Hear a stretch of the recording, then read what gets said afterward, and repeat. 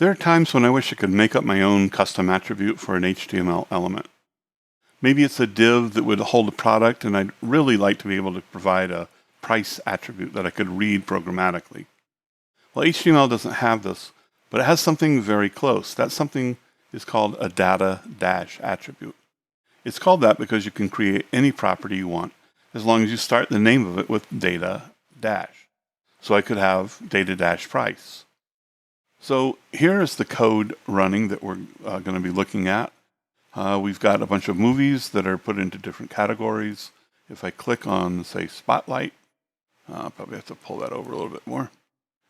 Then you can see the poster for Spotlight, the actors, the directors, and various other information. Tootsie, Spy. Now, where are these coming from? This is coming from an API. So in this exercise, you'll get some experience working with the custom data dash attributes, both creating them and reading them from JavaScript. You'll also notice something strange. There's a movie info function that makes a call to a third-party movie database application programming interface, or API. A good deal of front-end programming involves communicating with APIs.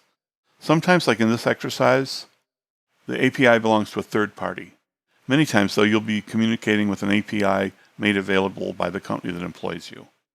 The partitioning of functionality between the front end and the back end and the connection between them through an API has created two different kinds of programmers.